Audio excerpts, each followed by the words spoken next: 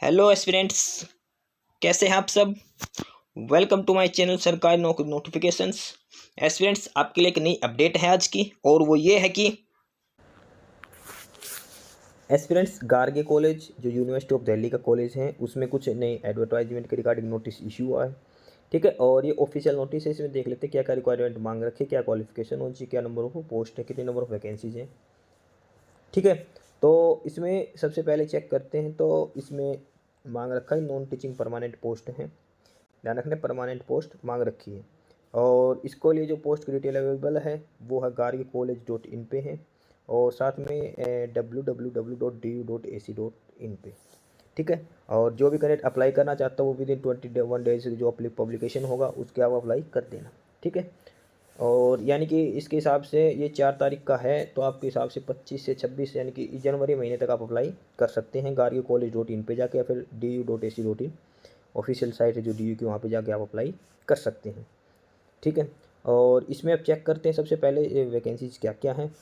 और तो इसमें सबसे पहले जो सारी हैं वो नॉन टीचिंग पोस्टें हैं। सबसे पहले है वो सीनियर पर्सनल असिस्टेंट है, पीए की पोस्ट है। इसमें टोटल एक पोस्ट है और वो यूआर कैटेगरी के लिए है। ठीक है, इसमें अपर एज की बात करते हैं तो वो 35 ईयर्स है। अगला है लेबोरेटरी असिस्टेंट बोटेनी में है। इसमें टोटल एक वैकेंसी है, वो यूआर कैटेगरी के लिए, अपर एज लिमिट हो 30 ईयर्स है। इसके बाद अगली है लेबोरेटरी असिस्टेंट एलए बोलते हैं, केमिस्ट्री में इसकी एक पोस्ट है और वो है एससी कैटेगरी के लिए। ठीक है, एज लिमिट इसमें भी 30 ईयर्स है। इसके बाद अगली है वो जूनियर असिस्टेंट की, इसकी दो पोस्ट हैं, एक एसटी के लिए और एक ईडब्ल्यूएस के लिए। एज लिमिट इसमें 27 ईयर्स है। अगली पोस्ट वो लाइब्रेरी अटेंडेंट की है, टोटल 3 पोस्ट हैं, 2 यूआर के लिए हैं और एक पीडब्ल्यूबीडी के लिए है, फिजिकली चैलेंज के लिए। अपर एज लिमिट इसमें 30 ईयर्स है। अगली है लेबोरेटरी अटेंडेंट की है, वो लाइब्रेरी अटेंडेंट की लेबोरेटरी अटेंडेंट, इसकी 15 पोस्ट है लैब अटेंडेंट की। और इसकी है टोटल 10 पोस्ट यूआर में है, 2 ओबीसी के लिए हैं, 2 ईडब्ल्यूएस के लिए और एक ये विजुअली हैंडीकैप के लिए। ठीक है, एज लिमिट इसमें भी 30 साल है। ठीक है, तो टोटल जो पोस्ट है इसमें गार्गी कॉलेज में इसमें 23 पोस्ट हैं, अलग अलग पोस्टें हैं ये। सबसे पहले सीनियर पीएन की, फिर laboratory assistant botany, library assistant chemistry, junior assistant library attendant और लेबोरेटरी अटेंडेंट की। ठीक है, ये सारी group B C group D की पोस्टें हैं। ठीक है, और इसके बाद में लिख रखा है कि जो नंबर ऑफ पोस्ट हैं वो चेंज भी हो सकती हैं और कम या ज़्यादा भी हो सकती है रिजर्वेशन के हिसाब से। ठीक है, फर्दर डिटेल एडवर्टाइजमेंट आपको gargi.college.in पे मिलेगा या फिर du.ac.in के ऑफिशियल साइट पे मिलेगा। ठीक है, इसके बाद जनरल इंस्ट्रक्शन दे रखी है और इसमें लिख रखा है कि all the post will be filled as per the recruitment rules. Non teaching employ जो रूल है डी के, उसके बेसिस पे फिलअप किए जाएंगे। ठीक है, a separate application form along with the requisite fees has to be submit online for each post. अगर आप सभी पोस्टों के लिए अप्लाई करते हो तो हर के लिए अलग अलग पोस्ट अप्लाई करनी पड़ेगी, अलग से फॉर्म अप्लाई करना पड़ेगा और अलग से फीस सबमिट करनी पड़ेगी। ठीक है, अगर आप 3 पोस्ट के लिए अप्लाई करते हो तो 3 बार फीस पे करनी पड़ेगी, तीनों बार अलग अलग रजिस्ट्रेशन करना पड़ेगा। ठीक है, और ये होगा gargi.college.in पे और du.ac.in पे जाके। ठीक है, और उसके बाद है अप्लीकेंट को जो क्लोजिंग डेट है जो फॉर्म की, तब तक के पास आपकी जो रिक्वेस्ट जो क्वालिफिकेशन मांगी जाएगी वो होनी चाहिए। ठीक है, और इसके बाद इसमें सारी डिटेल दे रखी है।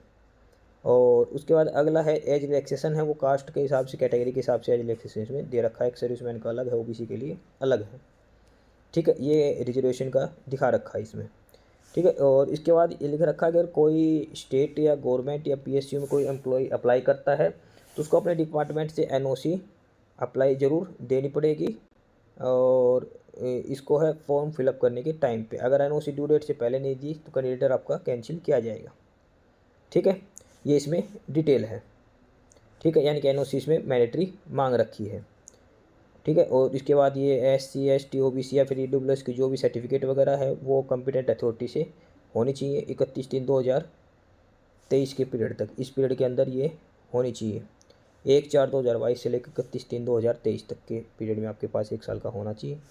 ठीक है, और इसके बाद है ये वैकेंसी दे रखी है अलग अलग के हिसाब से कि वैकेंसी कम या ज़्यादा भी हो सकती है। ठीक है, और ये एनओसी का फिर से दे रखा है इसमें, और नंबर ऑफ पोस्ट में इंक्रीज और डिक्रीज हो रखी है। ठीक, ये सारा इसका ऑफिशियल नोटिस है इसमें। जो आप अब आगे इसमें चेक करते हैं वो दे रखा है कि क्या क्या क्वालिफ़िकेशन होनी चाहिए किसी भी पोस्ट को अप्लाई करने के लिए। सबसे पहले इसमें एप्लीकेशन फ़ीस दे रखी है। एप्लीकेशन फ़ीस की बात है, उसमें लिख रखा है जनरल और ओबीसी के लिए 1000 रुपये फ़ीस है, SC ST EWS के लिए 500 रुपये फ़ीस है।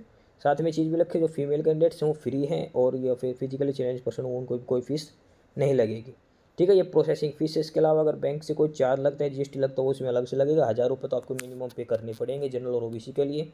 SC ST के लिए 500 रुपये आपको मिनिमम पे करने हैं फ़ीस के लिए।